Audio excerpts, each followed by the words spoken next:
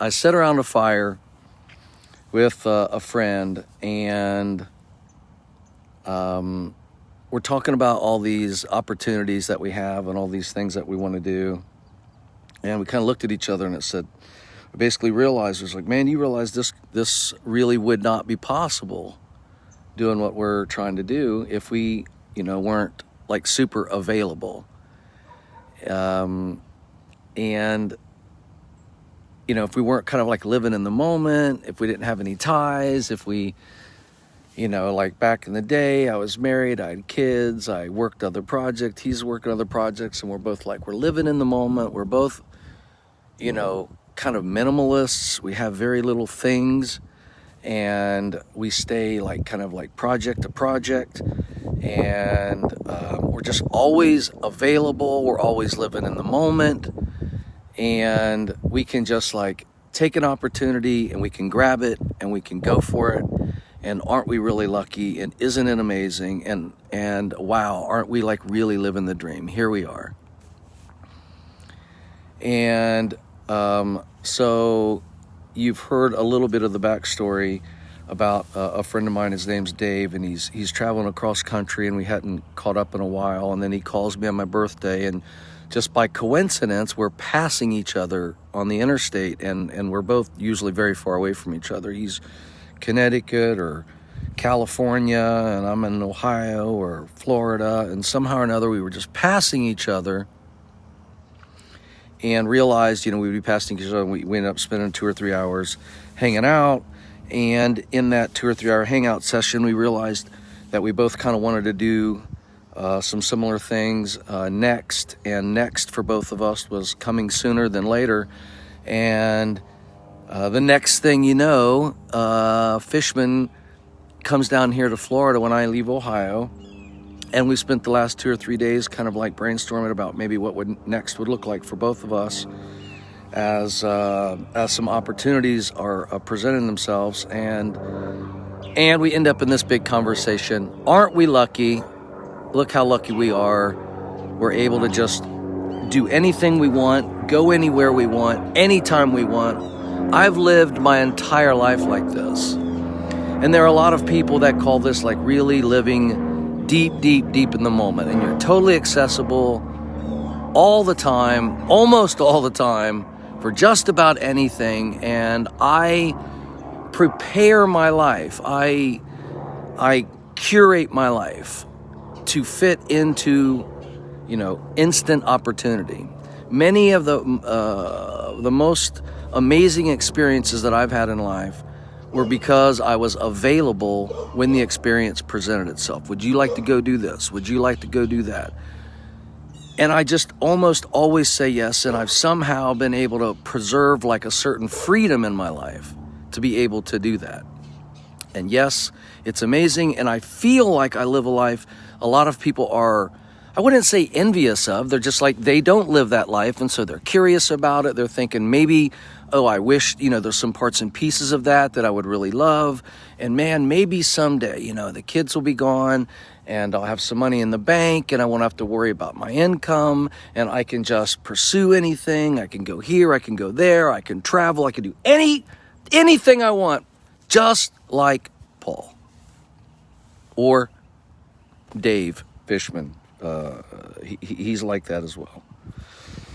He's younger than me, and so I've done this for pretty much my whole life. Even when I was married, my marriage, our family was kind of built around my career, which evolved and changed all the time, like every few years, whether it was automatic locking devices, automatic extrusion processes for making candles, which led into, hammocks, which led into canopy chairs, and other outdoor products, and then which led into YouTube, which led into app development.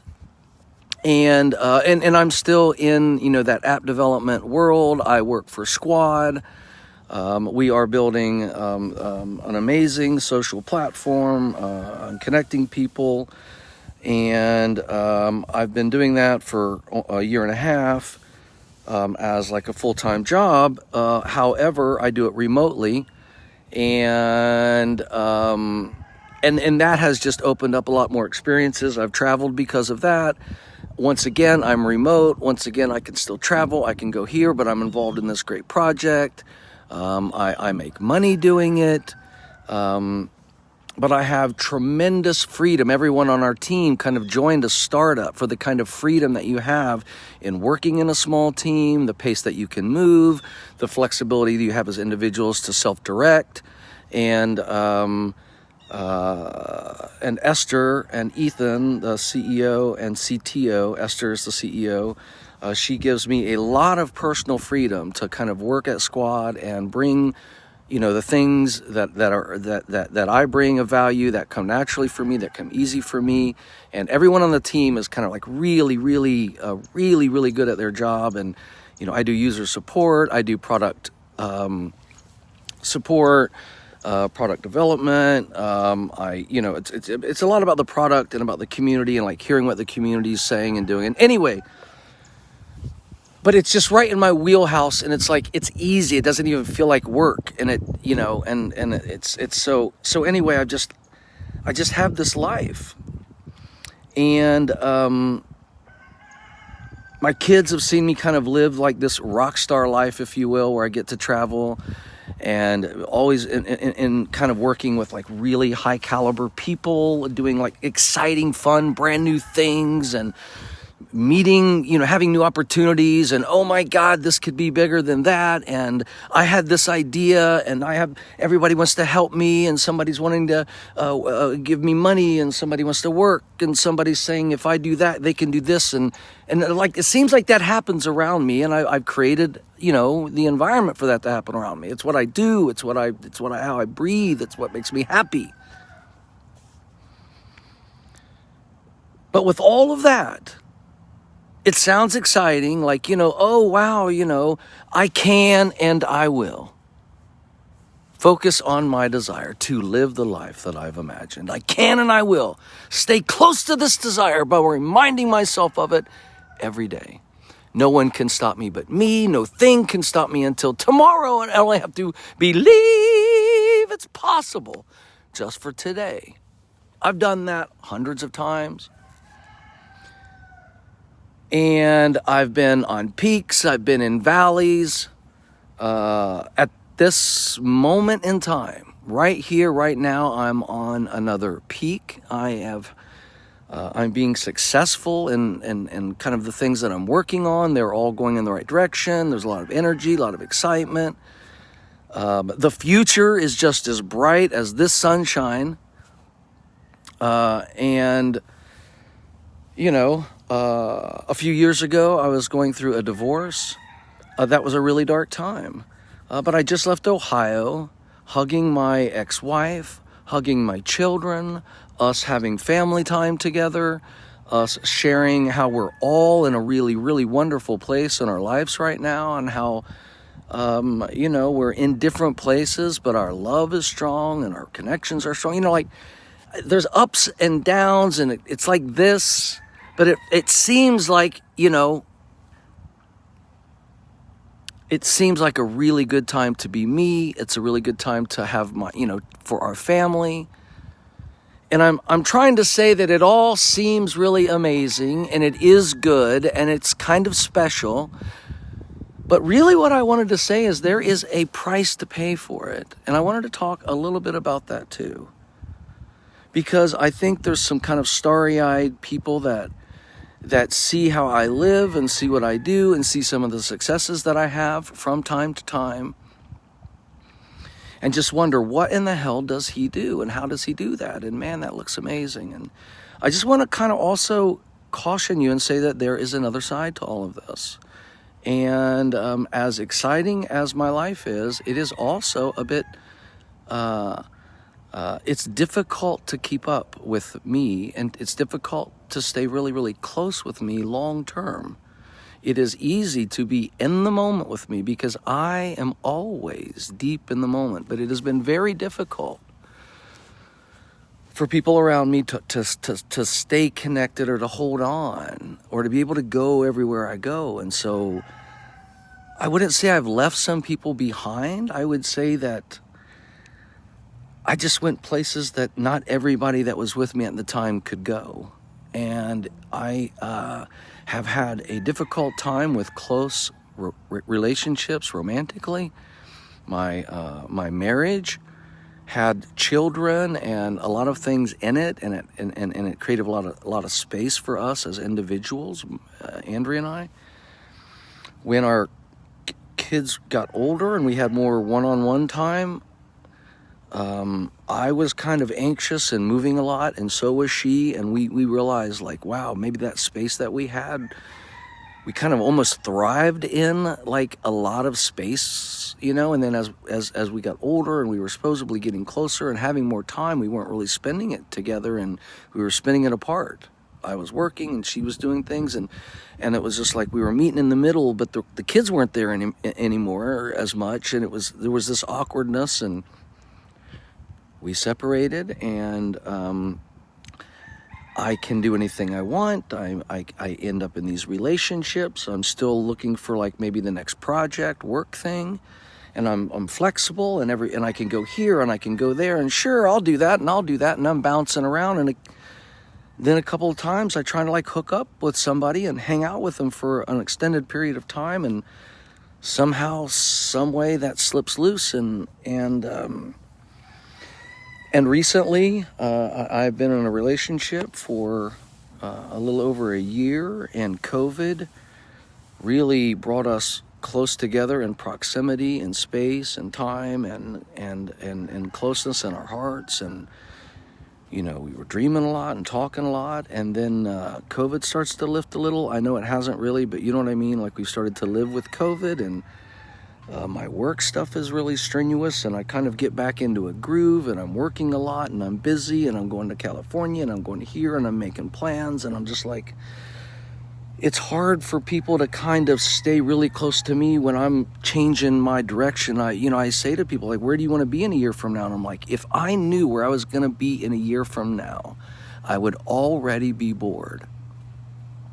I want to live like, I don't know, somebody here is gonna, like, oh, let's do this, let's do that, when I finish doing what I'm doing now. And I really don't want to do things that take any more than, like, a couple of years. I like making, like, a couple of year cycles start to feel like, wow, I've been doing this forever. I can't, let's sell this, let's license this, let's, hire people to manage this. Like, I need to be on the front end of things. And it turns out I kind of like to be on the front end of relationships, kind of outside of work, because even my work relationships change. If I'm not working for Squad at some point in time in the future, I'll be working, I won't be working with Esther. I'll be working with maybe Dave Fishman or somebody else.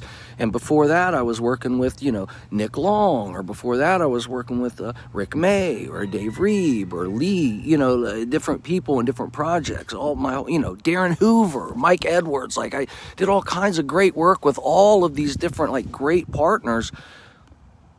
And I'm still friends, we stay in touch, we cheer each other on. I have this beautiful, wonderful, amazing, rich community of friends that I've had all of these successes with in this career. And we're still friends, and we still encourage each other, and we still, like, share our ups and downs, and we essentially advise each other on projects. But as we've grown, and my old partners have new partners, and I have new partners, and the partners I have right now had old partners and will have new partners. I kind of move through projects, and usually am on the front end of energy and ideas and creativity and assembling, like, really like a focused vision and talented people and driving it, but at a certain time. This happened to me early in my career, and I didn't really know what was happening. I was trying to grow a candle company with my family, and Paul lead us, and and we were cranking, and my dad and my sister and my aunt and my wife, like, my kids were little. My wife's watching all the kids, and even my sister's kids, so she can work at the company, and we're thriving and we're making money. And at some point, a couple years into it, I was just like, well, what's the next piece of equipment or invention or process or brand? Like, this is just like, now we just need reps, and we need, shipping, and we need invoicing, and we need, we need to pay taxes and have all of this stuff figured out and liabilities and hire new reps. We just had a lot of, a lot of things that we had to do. And I couldn't like manage all of that. I couldn't manage the stuff. And so I was like, well, you do it. But I was the CEO and should I be the CEO? I thought, since I was my idea. And over time, it's like, nah, maybe not that kind of CEO running that kind of thing. And I created a company, like a factory, and I created like a prison for myself, and I had to get out of it. And we sold the company, and I licensed the technology. Whew! And I was free again. I was like, my God, I don't know if I'm ever going to do that again. It was great, the front half great, but building it and managing was really tough. And then, and so I kind of learned a little bit. But those people, they were like, where are you going? We want to keep running this forever. We want to grow this forever. We want to wake up every day and go to a job and have friends and, and coworkers and go on retreats. And I'm like, man, I just can't.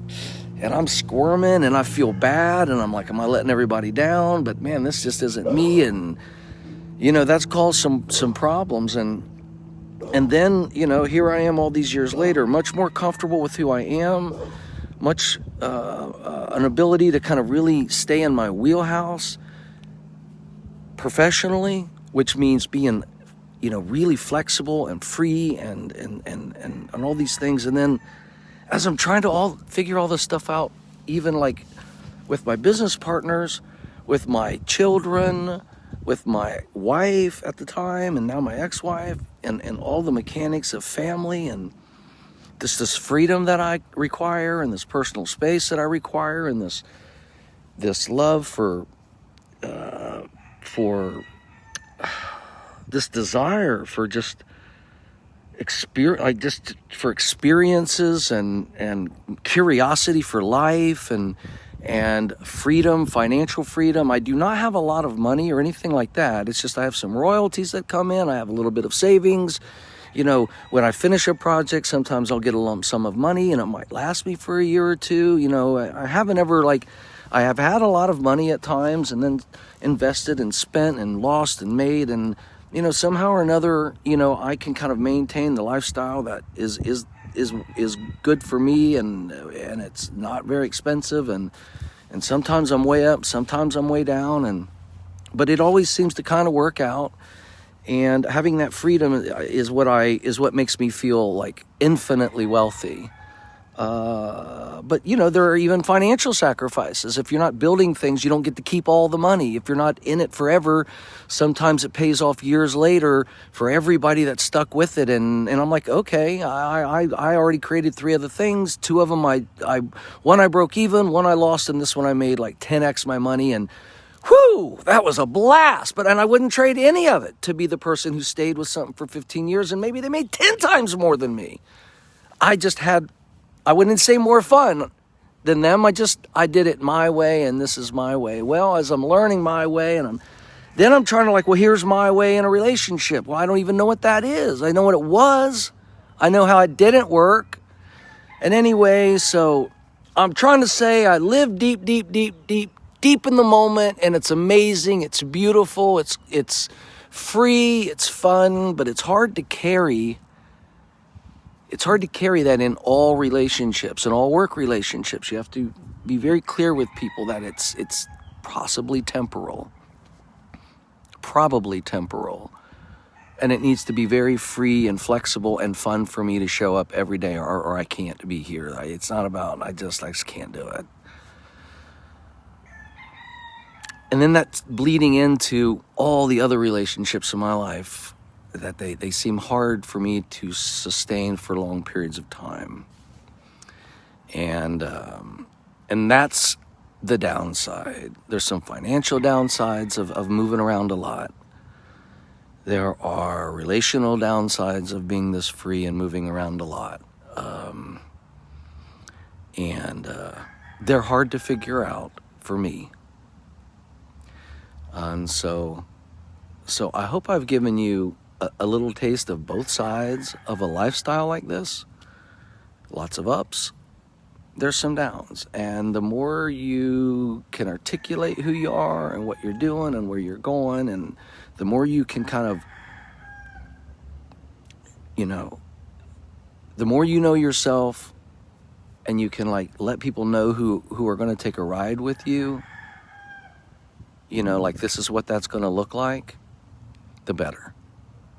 And I'm sure that's true for everybody. If you meet someone and you say, hey, I'm footloose and fancy free, let's travel, let's go here, let's go there, and then you say, all right, let's go, and then they're like, oh, wait a minute, my job, wait a minute, I only have so much savings, wait a minute, my kid's got a birthday party and I got to be here for that. And I'm like, okay, I thought you said let's go. That can happen too, and people are like, I know, but I've already been everywhere, and it's like, it sounds fun, but I'm a homebody, and I'm like, oh, that's not happened to me. I'm just saying, hypothetically, that could happen to someone who thinks, they want to go on a ride like that with me and not understand what it really means.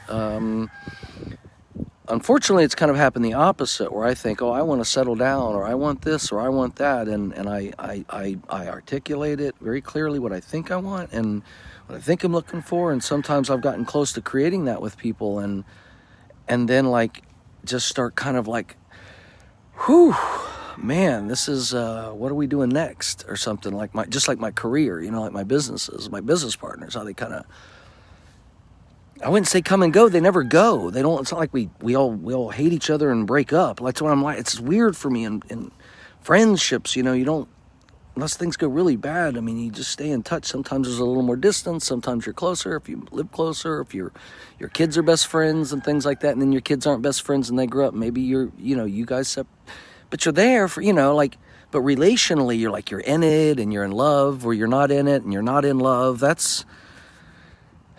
It's all a little messy for me. I share a lot of it. I overshare a lot of it. It's tricky, but anyway, that's, and then, I'm going to flip my camera. Well, I guess I'm going to flip my camera around. I'm sitting here in my yard, and I'm thinking about all this because I've been sitting around talking with Dave about it for days. And, here's this big white van in the front of my yard, and, he's living in that van. He's living, in the moment.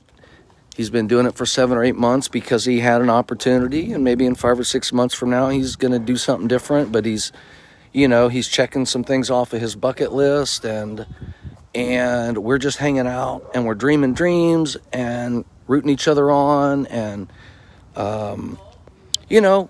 we're in the moment. And I was like, why, a lot of people would love to be doing what we're doing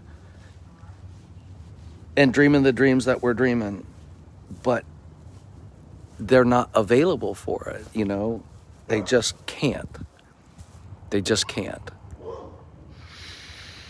So I was thinking they can't, but then I was like, but there's a lot of things they can do that we can't, Dave.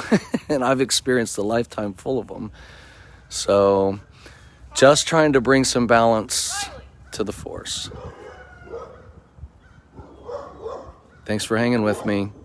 This was a hard conversation for me to have, kind of, in a lot of ways.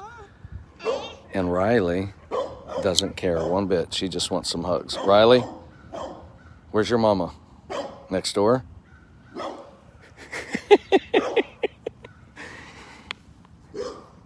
Riley, you living in the moment?